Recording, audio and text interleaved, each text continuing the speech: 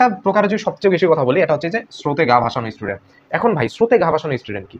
এবং আমার এই ভিডিওটা আমি কাউকে ছোট করার উদ্দেশ্যে বা কাউকে করার উদ্দেশ্যে বলতেছি না, যে এইখানে যে তোমার হচ্ছে যারা ইটটেকও পড়ায়, যারা অফলাইনে এমনিতে পড়ায়, তারা অনেক ভালো পড়ায়, ঠিক আছে? কেউই আমি কাউকে খারাপ পড়াইতে দেখি না, বা কেউই খারাপ পড়ায় না। কেউ কারো পড়া বুঝতে পারে, কারো পড়া বুঝতে পারে না। এখানে দেখো, আমি তোমাকে যদি ডিরেক্ট কিছু কথা বলি, যে প্রত্যেকটা শহর বা জেলায় এমন কোনো টিচার বা কেউ থাকে, ধরো ফিজিক্সের একজন থাকে, কেমিস্ট্রি একজন থাকে, অথবা 2 জন 4 জন করে থাকে, যারা অনেক ভালো জানে এবং তারা পড়ায় পড়ায় সেই অবস্থানটায় গেছে, ঠিক আছে? কিন্তু তারা যেমন দেখাচ্ছে যে তোমার একসাথে 150 জন 200 জন পড়াচ্ছে, ঠিক আছে? 150 জন 200 জন একসাথে পড়াচ্ছে, নট ব্যাড। কিন্তু এই 150 200 জনের মধ্যে কিন্তু সবার বোঝার ক্যাপাবিলিটি নেই, না বুঝলে প্রশ্ন করার ক্যাপাবিলিটি নেই, ঠিক আছে? সো সবাই এই ক্যাপাবিলিটি রাখে না এখানে বোঝার।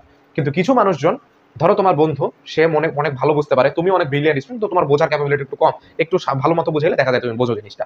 তো এই তুমি ওখানে কি স্রোতে গা ভাসায় ওইখানে পড়তেছো, ওখানে তোমার এখানে পড়তে পড়তে কেটে গেছে 7 মাস, টিচার অধ্যায় শেষ করছে 5টা, এবং দেখবা যে তোমার অধ্যায় শেষ হয়েছে মাত্র একটা, মোটামুটি ধরা যায়, বাকিগুলো তুমি বোঝো না, আবার নতুন করে পড়া লাগবে। তো তোমার লাইফ থেকে 7 মাস কিন্তু নষ্ট। টোটাল সময় পাচ্ছ তুমি ধরা যায় 24 মাস, 7 মাস চলে গেলে কত থাকে? 17 মাস থাকতেছে। সো দেখা যায় ফার্স্ট ইয়ারের অর্ধেক অতিবাহিত হওয়ার পরে বা ফার্স্ট ইয়ার শেষ হওয়ার পরে মানুষদের কিন্তু বিবেক নাড়া দেয়, যে স্টুডেন্টদের বিবেক নাড়া দেয় যে আমি কি করতেছি। সো এই স্রোতে গা ভাসানো স্টুডেন্টদের কিন্তু অনেক ব্রিলিয়ান্ট হলেও হারায় যাওয়ার একটা কারণ।